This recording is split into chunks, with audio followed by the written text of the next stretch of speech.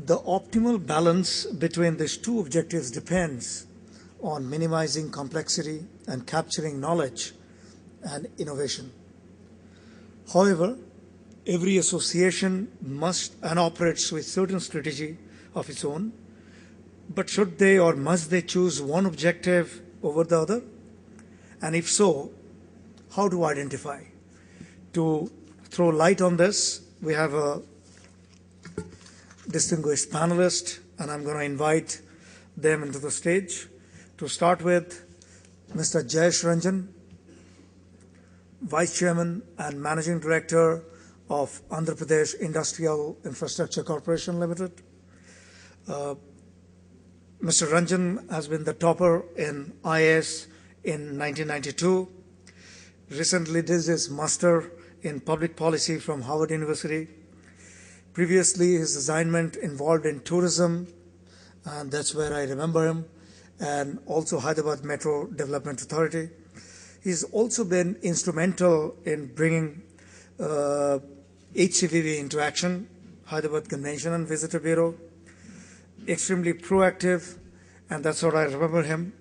And his other philanthropic involvement involves the Save a Child Heart Foundation, Young Lives India, Emil Jaisima Sports Foundation, Hyderabad 10K Foundation, Bijay Foundation Trust, etc. Mr. Ranjan, if you would like to come.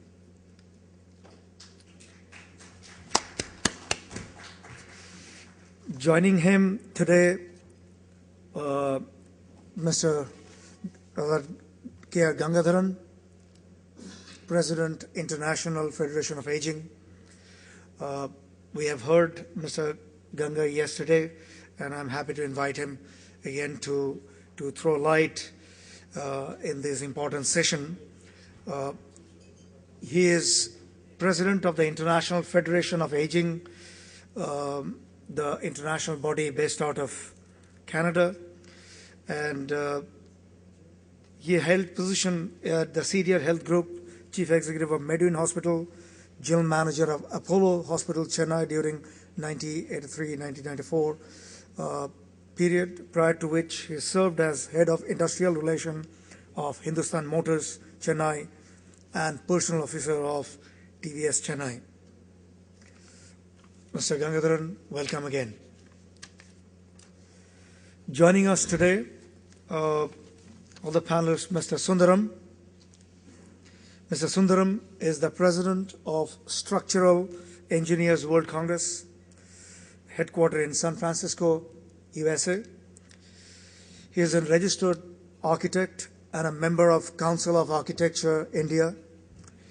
Elected as President, Structural Engineer World Congress, ACWC, worldwide for 2007 to 2011, and again re-elected in 2011 for the period till 2015. ACWC headquartered in San Francisco, US, and his first time an Indian to become President of ACWC and extended for the 2-term. Congratulations, Mr. Sundaram. Joining him, Dr. Kaushik Desai, Director, DIA India. He has, of course, we heard Kaushik yesterday, and this is again an apt session for him to throw some light and contribute.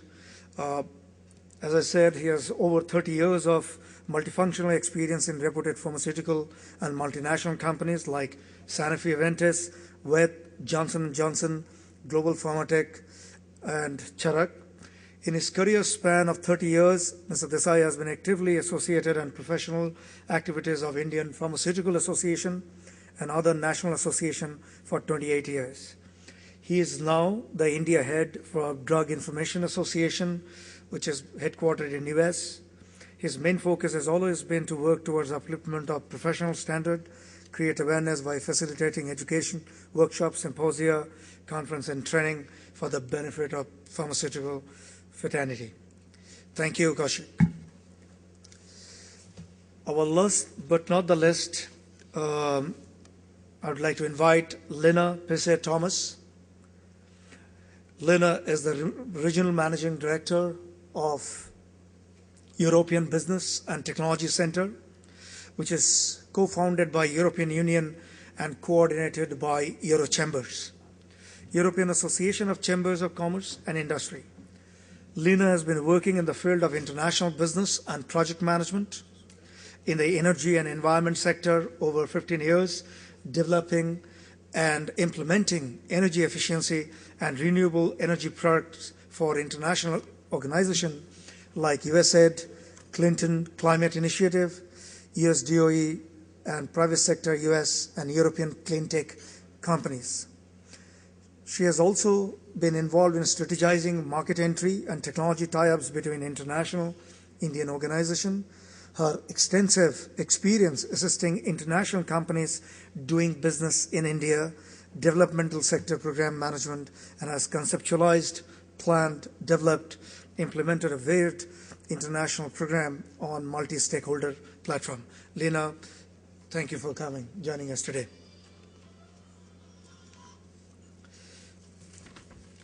Our last panelist, Mr. Vikas Gadre. Is Mr. Gadre here? Yes. Director General, Bombay Chamber of Commerce and Industry. We have heard Mr. Gadre's very valuable inputs yesterday and contribution to some of the sessions yesterday. Worked with Tata Chemicals as Vice President, New Business Initiative, joined Bombay Chamber of Commerce last year, and led complexity of acquisition of different stakeholders and assisting Bombay Chamber of Commerce to go into the next level. Thank you, Mr. Gadre. To start with, I thought we will request Mr. Ranjan to give us a short snapshot of what he has been working on and how he can, ensure the connection between the local flexibility and global efficiency, and that is a subject also very dear to him. Jayesh, please.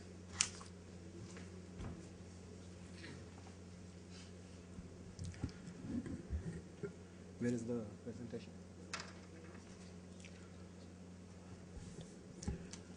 Good morning, ladies and gentlemen, fellow panelists. I'll be presenting a very short case study of the Hyderabad Convention and Visitors Bureau, which in some way I was instrumental in setting up when I was heading the tourism sector in Andhra Pradesh. And to my mind, this is a very good exemplar of how we can make advantages of our local factors, but at the same time compete professionally at the global level. So,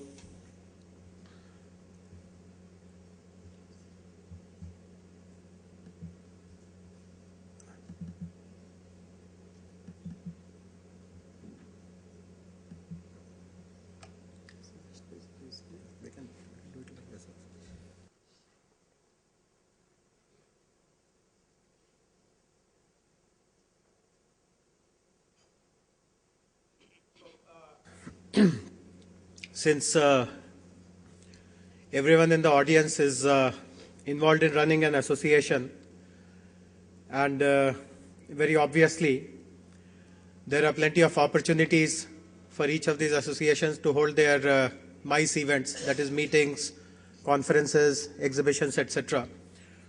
So how can we utilize the existing MICE infrastructure in India to showcase what are the advantages of an Indian location or an Indian destination in hosting such events?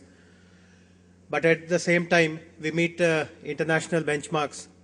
We ensure that whenever such events are happening here in India, the participants do get a feel that the best possible facilities, the best possible arrangements, the best possible hardware and software is provided to them.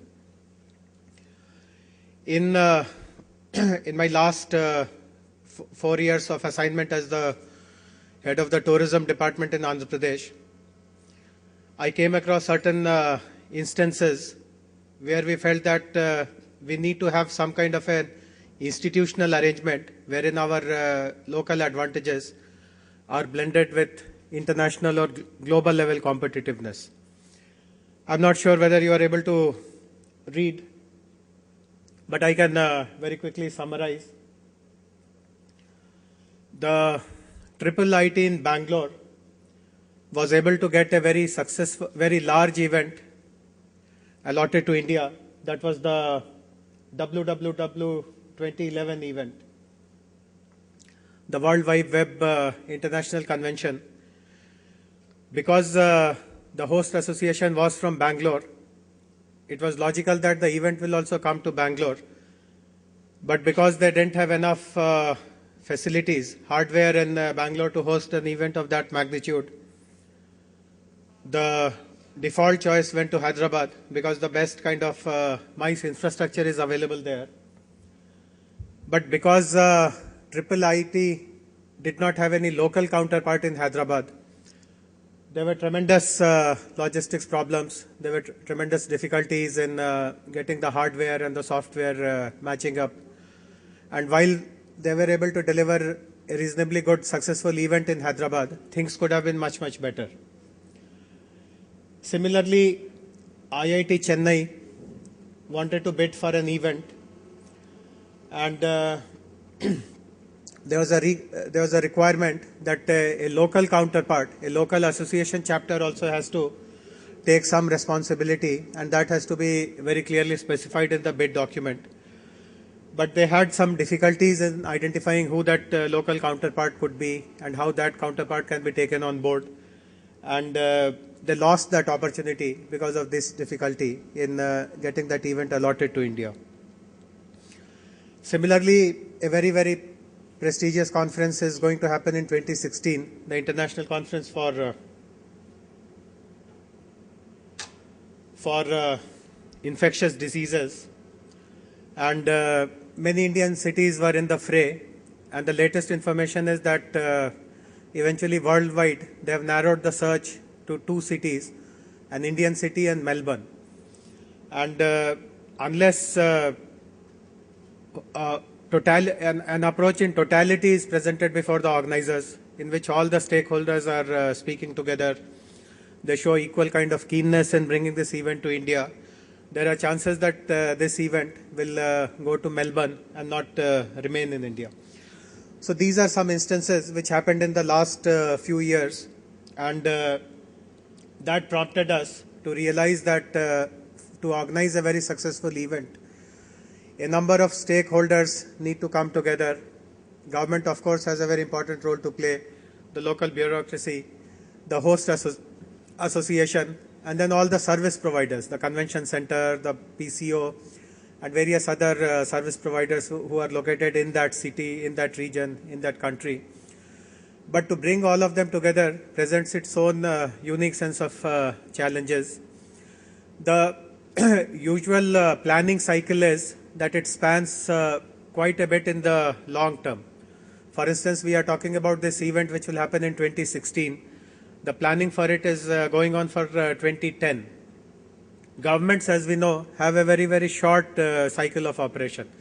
If you ask a government to give a commitment for some event which will happen in 2016, 5 years in advance or 8 years in advance, first of all, they won't even be sure whether they'll be continuing in government at that point of time. And this kind of a long-term commitment far ahead in time is usually unheard of in the government system. So there's lots of difficulties, and with great trepidation, they come forward to give any kind of commitment. And usually that commitment is also not very specific. It is kind of beating around the bush that, okay, if it is allotted to India, we will do our best and things like that. Similarly, for the bureaucracy also, there are territorial issues. For example, the convention is, let us say, the Infectious Diseases Convention. Now, which part of the government is to look after it? Is it a public health issue? Is it an urban sanitation issue? Is it an education issue? Is it a tourism issue? Obviously, there is a little bit of all these agencies, but because of this multiplicity and because of the lack of a single point of contact within the bureaucratic system, it becomes difficult to pinpoint one single agency which will provide that support on behalf of the government. Similarly, the local associations also, for them to ensure that an event of an international standard in which thousands of delegates will be participating and they will be expecting world-class facilities, world-class standards, whether they have that kind of an expertise and the resources, and do they have that kind of a time and the financial capabilities to see through that kind of an event over a prolonged period of time is again a big question mark. And similarly for the convention centers, the PCOs, etc., to coordinate with all kinds of agencies and to ensure that a good performance is eventually delivered, again has a host of challenges. Now, eventually, if any part of this totality fails to deliver or performs suboptimally, eventually the event moves to some other destination, because as we understand, India is competing with a number of other possible destinations, all of which have well-known brand value, which have demonstrated track record of hosting events, hosting large mega events like the Olympic Games and stuff like that. And therefore, a little bit of slip takes away these events very, very easily to another country, and eventually the nation loses, because we all know the value of conventions, the value of MICE in economic growth, in promoting tourism, in creating employment for the people and so on, which is visionary. It is beyond issues of short-term, long-term, territory, responsibility, etc. And basically, we felt that if we can showcase that in Hyderabad, definitely that goes on to enhance the brand value of India as a MICE destination. And other Indian cities also can emulate Hyderabad example and provide similar kind of solutions to this great challenge of hosting international level events. So the challenge which we took head on was how to transform India into one of the best convention destinations, MICE destinations in the world. So the obvious solution was that instead of looking at the organizational aspects in a fragmented way, we must present a whole of the city approach. And as all of us know, a buzzword in developing infrastructure solutions these days is PPP, that is public-private partnership. And we felt that in the matter of MICE also, in the matter of organizing conventions also, PPP is the answer. And therefore we came up with this whole of city PPP approach, in which the government and the private sector, the private service providers, they join hands, and basically we brought all these public and private agencies, the concerned departments in the government, the airports, the hotels, the convention center, the PCOs, and most importantly the local associations and their national and international counterparts into this PPP arrangement. And what appears as the question mark in the center is eventually a Convention and Visitors Bureau. And as you can see in the logo here, we came up with the Hyderabad Convention and Visitors Bureau about 3 years ago, where the prime responsibility of marketing the destination, the advantages of the destination, in this case Hyderabad, became that of the Bureau. And the Bureau was set up by government, it was part funded by the government, but all the private sector players also contributed to the corpus of the Bureau. The management of the Bureau is extremely professional. We have taken the CEO and their staff from the open market based on their track record and capabilities. And this Bureau in turn brings all the sectoral players together, liaises with the local associations and their national and international counterparts, and has been instrumental in increasing the number of events, conferences, meetings, etc. that are taking place in Hyderabad. And definitely there is lots of spillover effect in other destinations of the country also. So the prime role of the Bureau is to market and sell to the visitors, inform and advise. It becomes a single point of information. Suppose someone wants to host an event in Hyderabad, it doesn't have to contact 10 separate service providers. just by contacting the bureau, helps him get answers from all those 10 possible providers. It also develops the destination, because whenever events happen, lots of feedback comes from the organizers, from the participants, and that feedback is again fed back into the system, to the government system, to the private system, and lots of improvements are made. For instance, many of you would have used the Hyderabad airport. Now lots of improvements have happened in the airport. As it is, to begin with, it was a world-class airport. But thereafter also, in the last 3-4 years, lots of very, very important transformations, changes have taken place there based on the visitors' feedback. And particularly, these are the visitors who came for important events, for conventions, and so on. So, more information about Hyderabad Convention and Visitors Bureau is provided on our website, hcvb.co.in. And as I already explained, it was established roughly 3 years ago in 2011. And it promotes Hyderabad as the preferred destination for meetings and conferences. Already explained to you that the vision is to make Hyderabad as the most compelling destination, and thereafter all the spin-off effect which accrues to the local businesses, that also helps more and more bodies getting into the bureau as members. So our membership also is going up because of the fact that direct and indirect benefits are going to come to the member organizations. And the core functioning of the bureau hinges upon this whole of the city approach. So if any event is happening, the bureau is able to operationalize that whole of the city approach. The bureau organizes support letters from the government, from the municipal bodies. If any kind of cultural event or any kind of gala dinner has to be organized for the event participants, the bureau takes responsibility for coordinating that.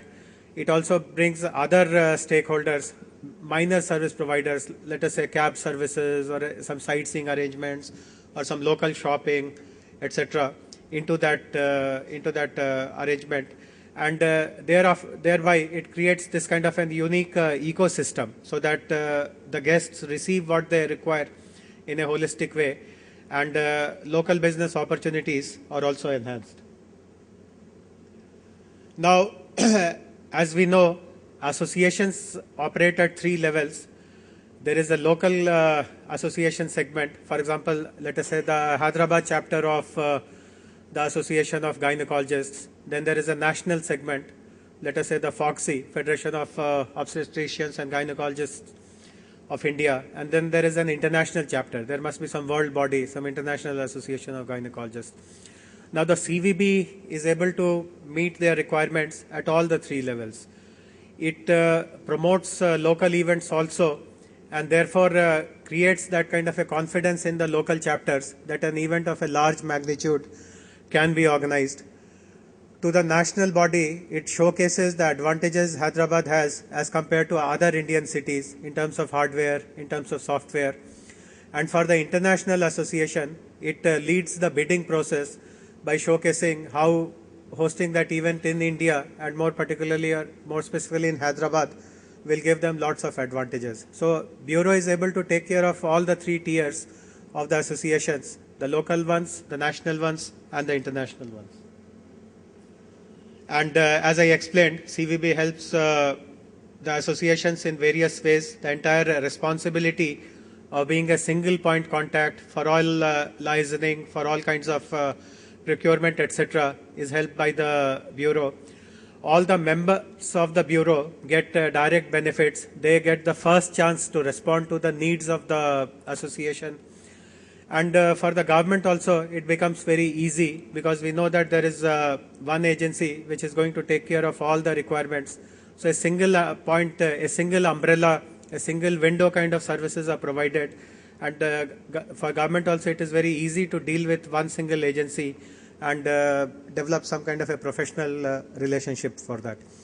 And the city's branding also improves. It becomes a must-visit destination for people who are otherwise also coming to other destinations in India, because they have heard about some successful event that got organized in Hyderabad. So Bureau is able to help multiple stakeholders in multiple ways. And we also got a study conducted by ISB to see whether Bureau is adding value to the city. Of course, events in Hyderabad have been happening since 2005, since the time the convention center came into existence, and the Bureau started in 2011. But we got a study done by ISB to see whether the Bureau can add value. And we found that because of the presence of a Bureau, as some rough data shows, let us say a typical MICE event, an international convention, which has 1,000 delegates spread over 3 days. So hotel revenues, marketing revenues, shopping, event management revenues, catering, etc., they all go up by these percentages if it is run professionally with the help of a bureau. And in the last 3 years, we have realized that these figures are very close to what the reality is.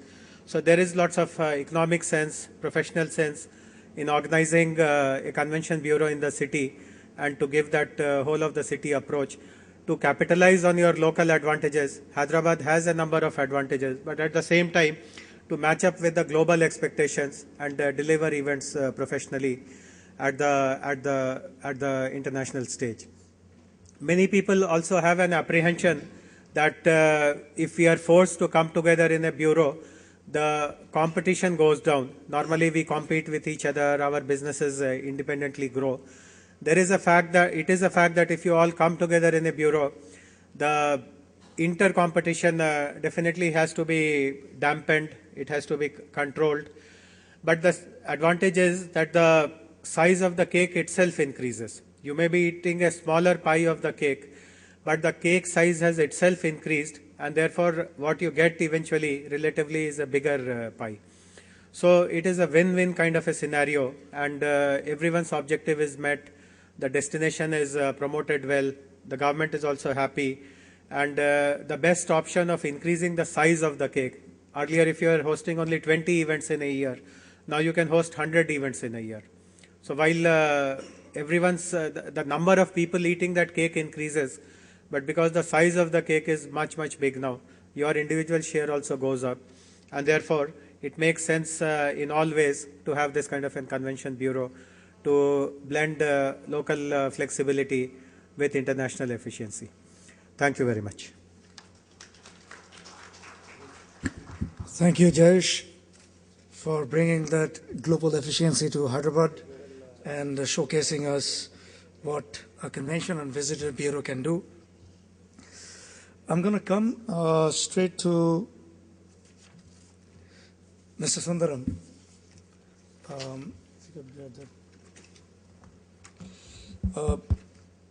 Mr. Sundaram, interestingly, we have also.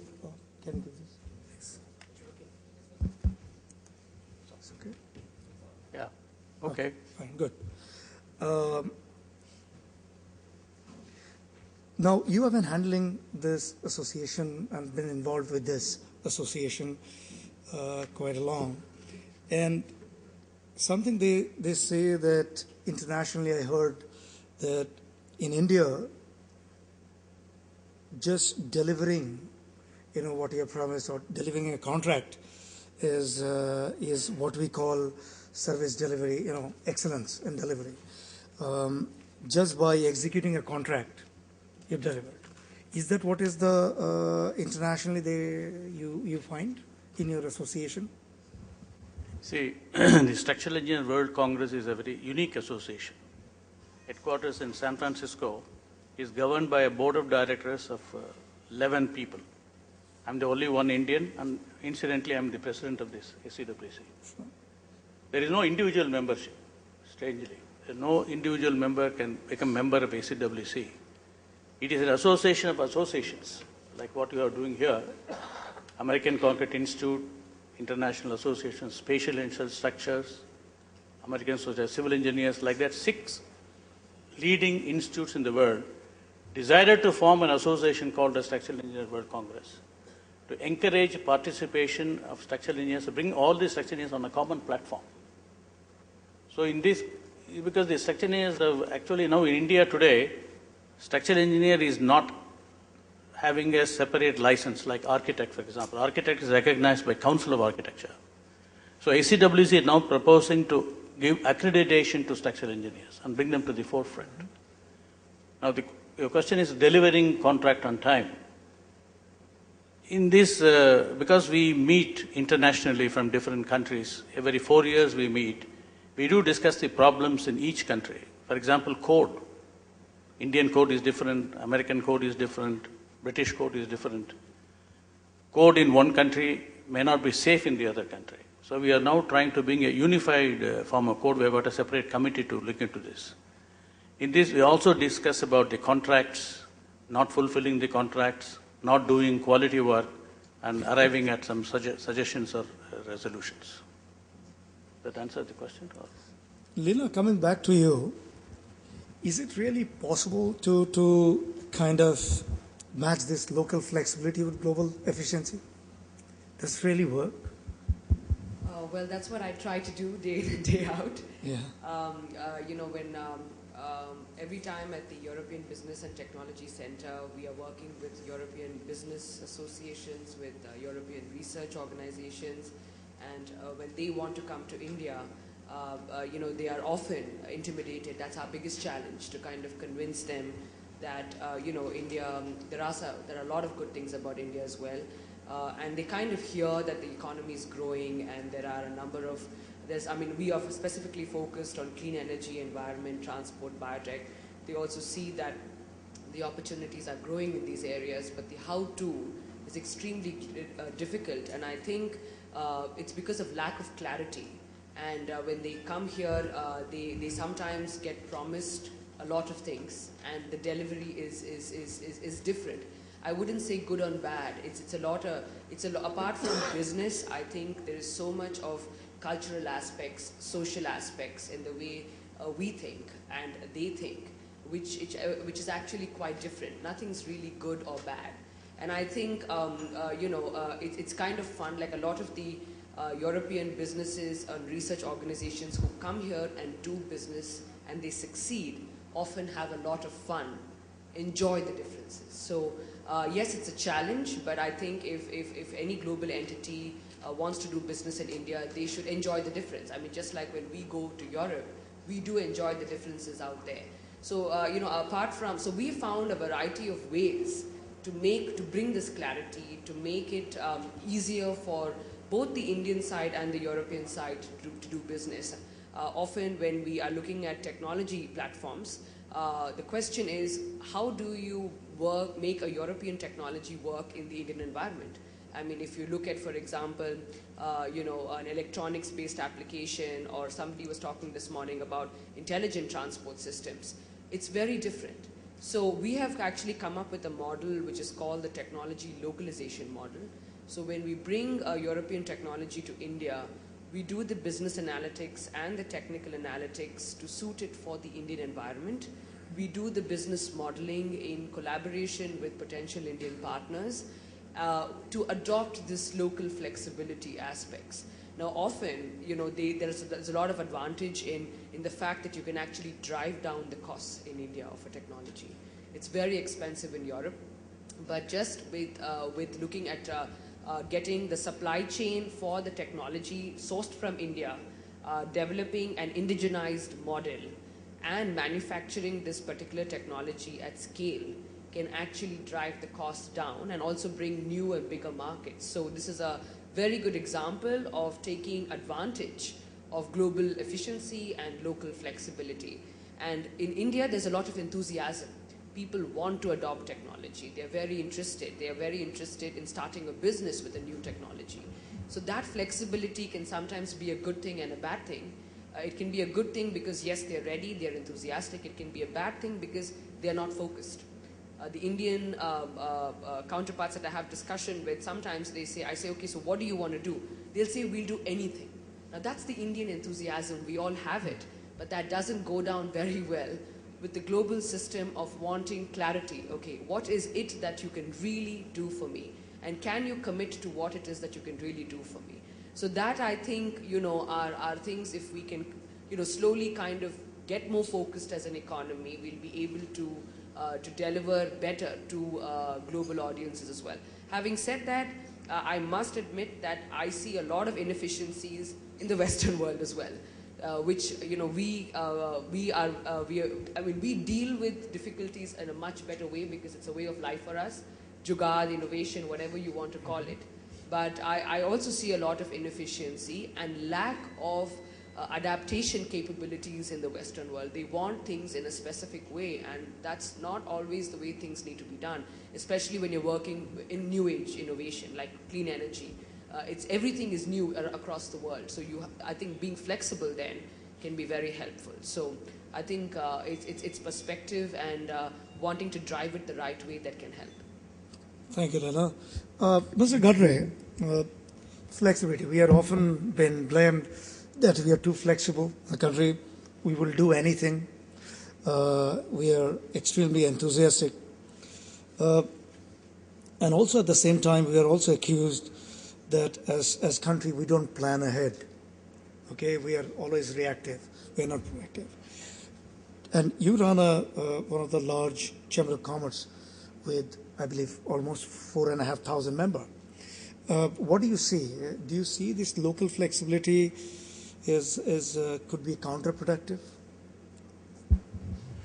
Yeah, I'll restrict my answer to the specific topic that you have, and it probably try and elaborate it in two parts. One is you asked in terms of the planning part of it first, and one of the key mantra that we use which is a cliche statement, that if you fail to plan, you are planning to fail. It's as simple as that. Planning is absolutely required in whether you are holding a small convention of 200 people or whether it is a conference or a mega conference of 1,000 people. Detailed planning is absolutely required. There is no doubt about it. Coming back to the other part of the question in terms of the flexibility and what we deliver to the customers, I go back to my roots from Tata's, and we have been ingrained in the Tata Business Excellence model, which is the international model for quality. And one of the key things that we learned there, we practiced there, and which is also applicable to the conventions and conferences and seminars, is to understand the customer needs. Segment the customers, whether they are international customers, whether they are Indian customers, those who are attending, those stakeholders. Understand the customer needs, not only try and satisfy those customer needs, but exceed those customer needs by way of planning, and also if possible give them a wow factor, which will ensure that those customers will keep coming back to you, to your city, whether it is Hyderabad, whether it is Mumbai, for attending conventions. So planning is absolutely essential into the minutest detail, because you can make profits or you can be out of pocket if you don't plan it properly. Number two is that if you don't plan properly and if you give a customer dissatisfaction, they won't come back to you. That is the reality. Thank you. Ganga, I'm coming back to you, that why it can't be local efficiency joining with global efficiency? Why it has to be flexibility all the time? I would like to pick on one subject in this whole discussion is on culture. I think that's one of the biggest challenges that I see that happens in flexibility. I think we in India probably think that anything is acceptable. We have almost come to a situation, anything is acceptable. Now when you look at from the international programs, whether you look at, for example, we are all talking extensively about the conferences. I think you have already mentioned, are we taking for granted, or are we last minute managers?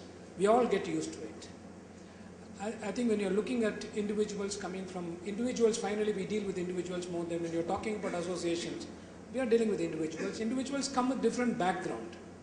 Looking at, we look at, the religious background, the social background, their economic background, and there are also, when she mentioned particularly about inefficiency around the world, inefficiency is everywhere.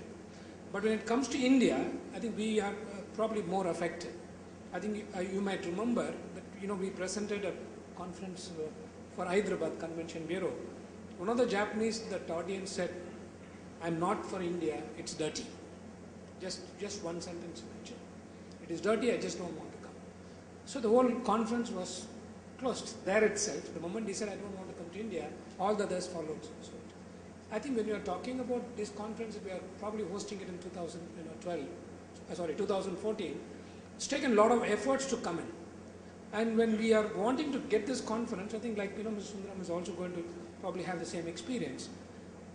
Fortunately, we have a person like Mr. Jayesh was there, who made all the difference in bringing this kind of a convention bureau. And I can tell you, I'm very proud that I'm part of Hyderabad in this particular program. I think where the problem comes in is, I think we have constant bickerings coming from international partners who keep telling this is not right, go do this, and it's not happening this way, it's not happening this way. By now this should have happened, by now this should have happened. I think this is one of the biggest problems that we have. I think it's a lot to do with the culture, because we are brought up in a certain culture. We think this is the best way, we can do it, leave it to us. And that's not probably the outlook of partners from outside. When you're talking about US, for instance, you're talking about technology. I think they're really far ahead of us. When they come to India, they probably think it's not adequate. Though we think that we are far better than them, and they respect us for our technology development and the way to handle it. I think culture is one thing that I think we need to really focus. And to see that we are also sensitive to what others are coming from. America is different, Canada is different, Australians are different. If you ask Australians to come here, they don't mind coming to India any number of times. They don't mind. They don't really hassle around. But you ask a place like this, probably Americans don't mind. And with all the technology company coming up, probably it's much better. I think we need to really focus on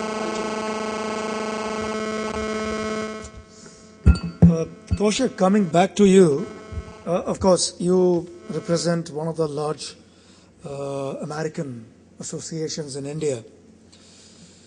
What are the thought process from that side? Are they looking at local flexibility? Are they looking at efficiency? Do they expect by default that, yes, we will be very, very flexible, whatever they say? Yeah, partly I agree.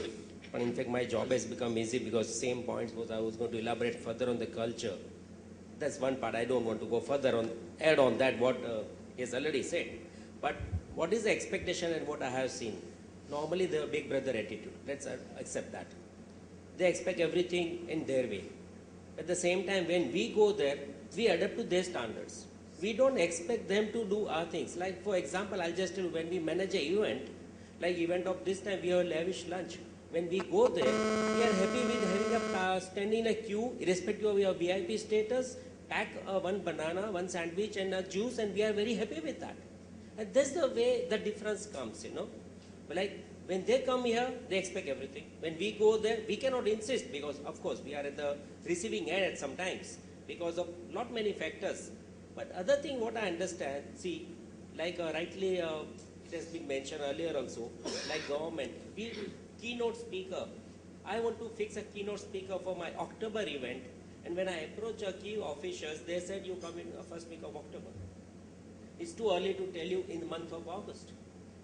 So that's the way, very difficult for my counterparts in US to understand that we cannot fix keynote till October. And in other case, other culture I'll tell you, normally all our conferences, whatever we organize, maximum participants comes in the last month and 70-60% comes in the last 2 weeks. While other conferences, international, last month is practically full. So it gives them anxiety. And we have attitude, don't worry, it will be done. But they don't accept that. Of course, we do it. It's not that we don't do it. But that doesn't give them confidence. And if you have to really align with them, then we have to align with them. I am not saying that we may do 100% for that, but we need to change little bit to meet those standards. But at the same time, learn the best of things. See, their expectation may be different, but learn something like documentation, recording, timing discipline. What we need to really learn. Like their conference starts at 9 means 9, 9:05, hall is full. So that's what we have to learn, and if we have to really invite them over here, we have to excite them to be in India, we have to become disciplined. And irrespective of whether I have seen a conference is 10 people sitting and conference has started, session has started, and people started getting in because they realized it started, and next day everybody was in. So somewhere we have to make a beginning. That's one part. Another thing, challenging understanding and their language and their culture, of course, all bugs to the culture end of the day, and understanding their thinking. Because they're always anxious, sitting 1,000 miles away from here, and they don't understand that how confident you are. They only understand your language and the confidence level, how you communicate. You know. So unless until they see on paper what program you have, what you have in your kitty, they don't get convinced. And they don't get convinced by talking. They get convinced by seeing documents. And that sometimes becomes a real challenge for us in India to make them convinced. At the same time, post-conference also, we have excellent record. They are happy with that. But at the same time, before the conference, they are much more anxious than what we are. And that's the way the challenge is there. Yes, Mr. Gadre, please. I think there is something that we Indians can definitely do and can help all of us is use of technology.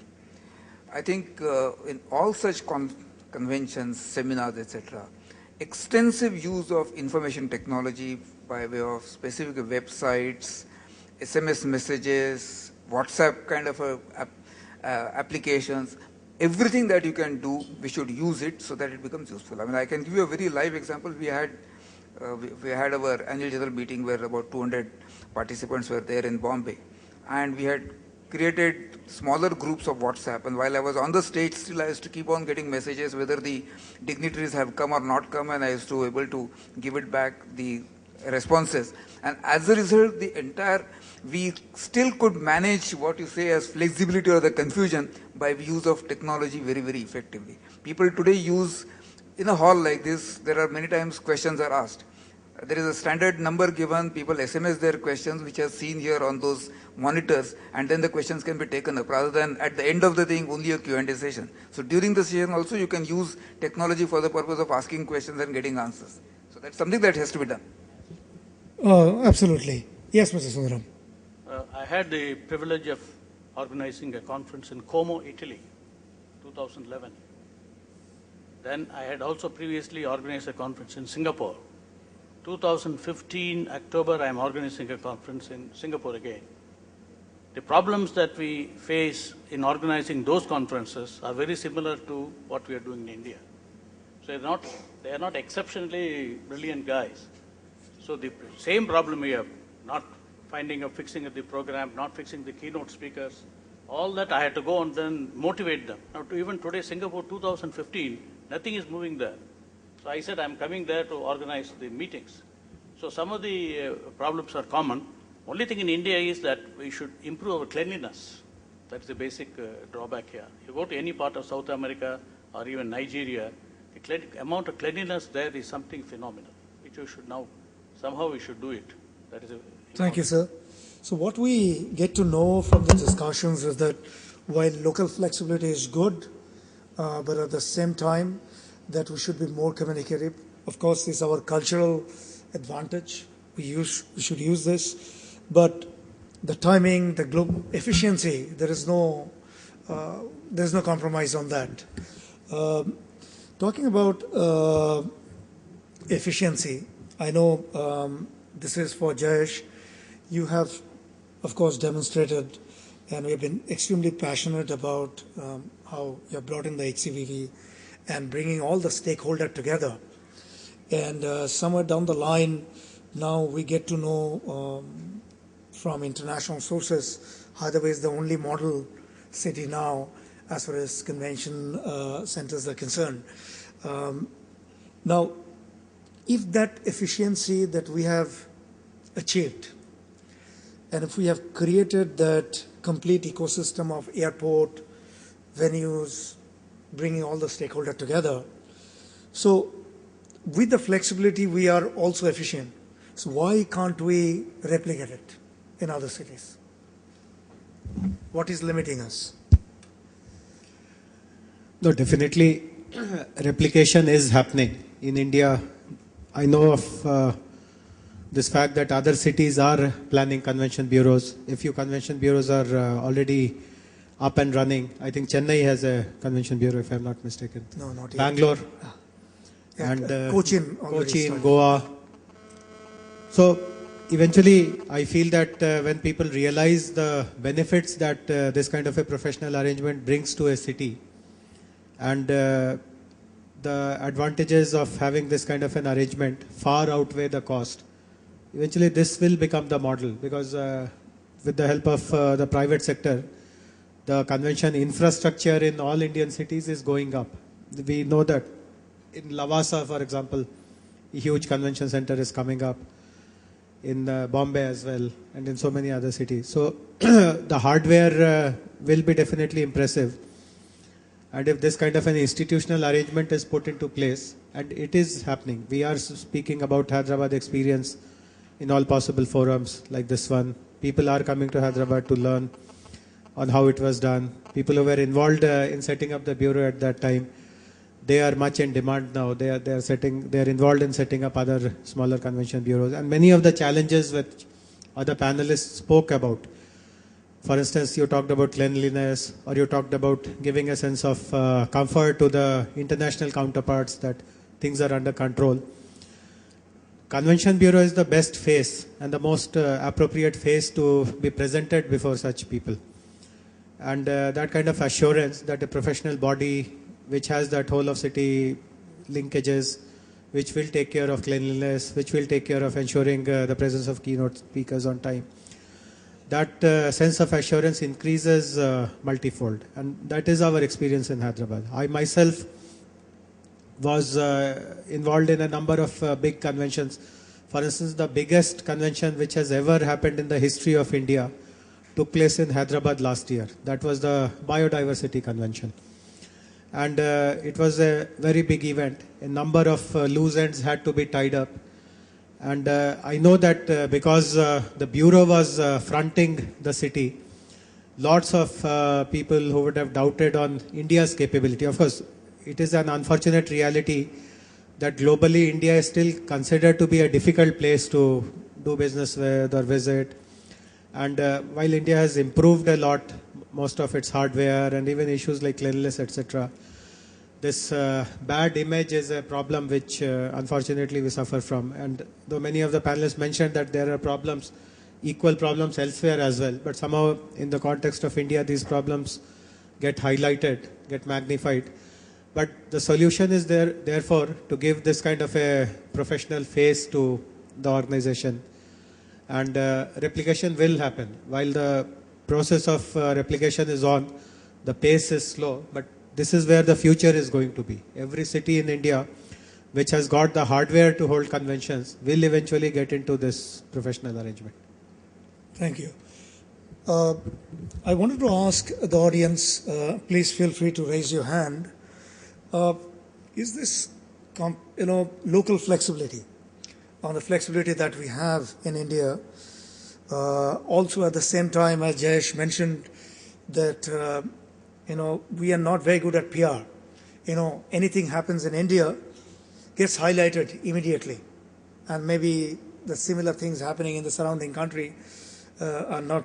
So, is there anybody? Can you tell us that whether this local flexibility is actually good in terms of capturing knowledge and innovation? Anybody? Yes, sir. Please identify yourself. I'm Dr. Fariduddin, right now representing Geological Society of India.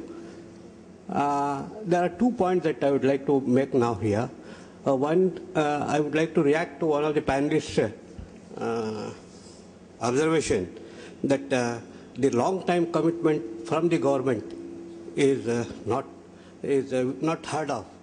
Probably this is not correct because there is one International Geological Congress that's being held every 4 years in different parts of the world.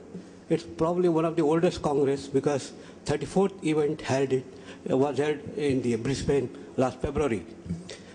You see, government support came very heavily in this regard. Even Honorable Minister of Mines, because it's Minister of Mines which supported us. Honorable Minister of Mines has gone on record saying that we'll support it with even financial support of about $10 million for this conference. In fact, we bidded this conference in Brisbane and we won this conference for India. This is going to be held in 2020. You see, government support came almost about 8 and 9 years before for an international event. So government support is there if we bid it in a systematic manner. This is one point. Second point that I would like to point out that we conducted one conference last year, one international Kimberlite conference. There, it's a smaller delegates, about 500 numbers. About 80% of the delegates were foreigners. And International Kimberlite Conference is also a conference which is held every 4 years. There were 10 conferences were there, and the chairman of the International Kimberlite Conference, Professor Roger Mitchell, he said, this is the best conference that we had in India. This is best among all 10 conferences. And the one who is going to conduct it next year in Botswana, he said, Farid, you have fixed very high benchmark for us. So international conferences can be done in India in an international standard, and we can get acclamation also. We will not get criticism always. We can get some applause as well. Thank you. Yes, we are absolutely self-criticizing most of the time. And of course, I know about this particular conference that he's talking about, IGC 2020, where government has given support actually last year to win that bid. But unfortunately, exception can't be, example. I think we are talking about a majority. And but in case of IGC, yes, absolutely, very, very commendable. And I know Ministry of Earth Sciences, Ministry of Mines, ISRO all came together and bid for this conference. And the fantastic documentation were done, and government completely laid out a red carpet to ensure that conference comes to India. And I think now it will be happening after 1986, if I'm not mistaken, sir. Last time it happened here. Last time it happened in 1964. Yes, that's right, 64, sorry. So it's one of the oldest events. It's going on for the past 140 years. Right, absolutely. So I think there are cases, Jayesh, what he's trying to say, there are cases, and I'm sure there are other examples where government has given support, but of course not as much as we want it to be, because we are personally involved in this consulting with several associations. We see how the counterparts from Asian countries are really aggressive in a holistic manner to support, to pitch for this. I think some of the responsibility lies in the member here also in the audience, because I believe all of us here, or all of you here, are brand ambassador for India. So most of the time, we also do not take that first step in bidding for conferences or taking interest into that, thinking that such huge conference, how we are going to handle it, whether there are venues available or not, which can match up. What about that commitment for next 5-6 years in terms of the work arrangement? Do I have time to do this apart from my research work? So some of these things also bog us down, and we don't really then pitch for it. And of course, having said that, we have also not collectively involved the government in terms of the benefit of bringing such large conferences to India, not only from a knowledge perspective, but in terms of creating a local ecosystem and the benefit that it brings to the members, students, those who cannot afford to go abroad to attend such events.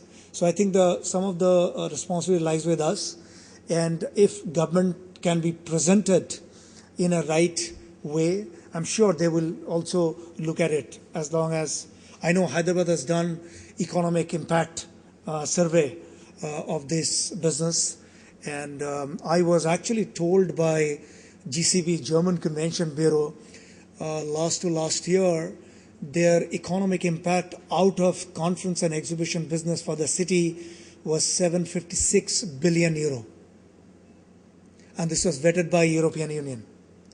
So this is not just the conference happened, hotel booking happened, and airline booking happened. It's much more than that. some of the technology transfer happened, some of the knowledge transfer happened, some of the ROI we don't even do after the event, how it impacted the country or how it impacted the industry and knowledge.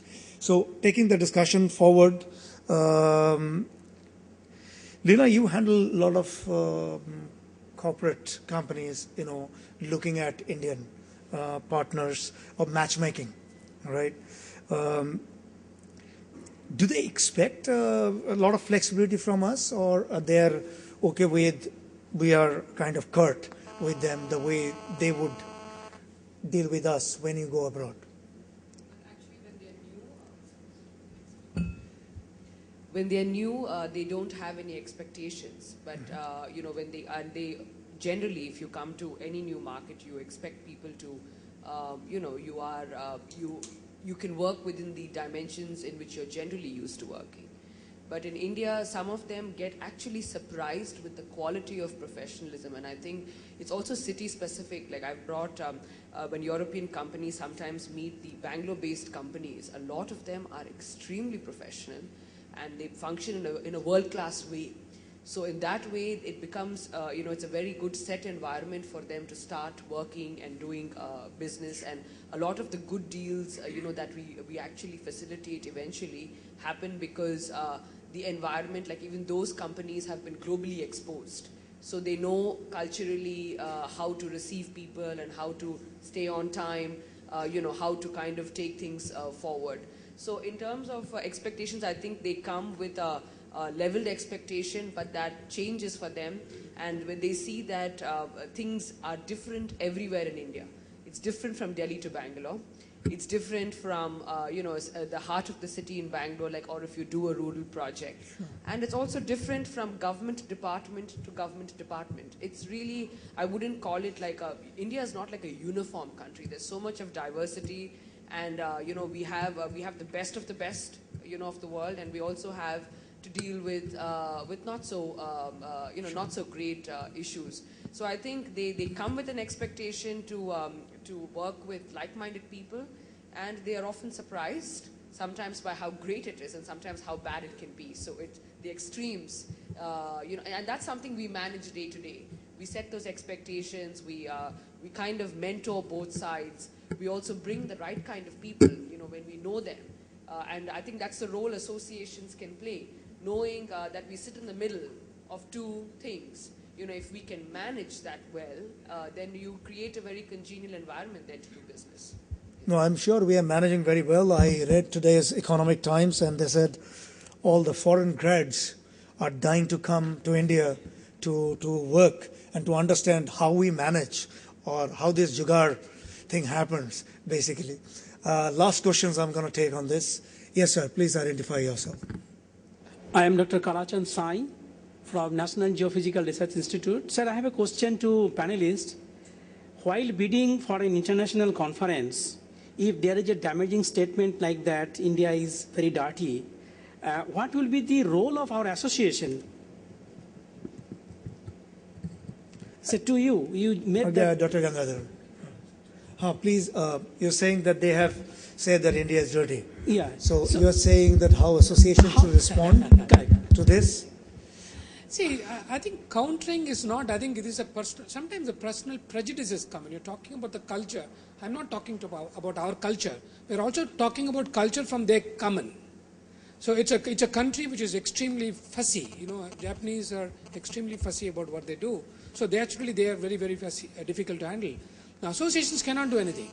I think what we are now trying to do is to go back to the government. I think he was mentioning about the Convention Bureau.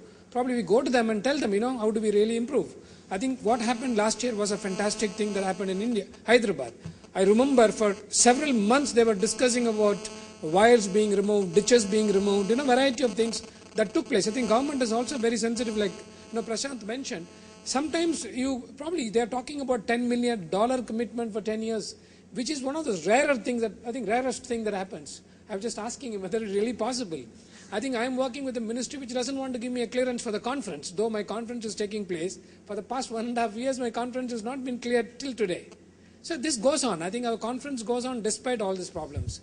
I think very important is that the question is, if that question I really could not answer, because they came with some statistics on environment pollution, variety of things the Japanese produced. I was not ready for it.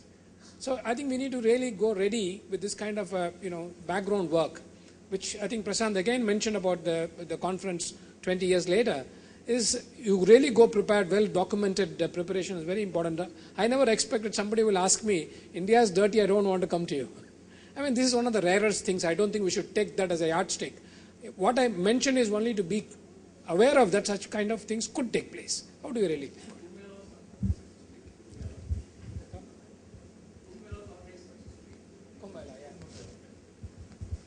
Thank you so much. Thank you so much, panelists, for this panel. You want to make some comment? I have only one.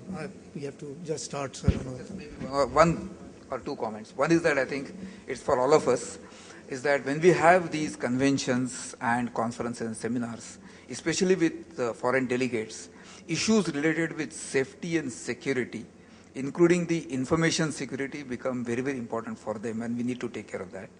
Issues related with governance in terms of how is this entire conference being managed at the back end, and the transparency also become important, and on our websites, etc., they must be highlighted.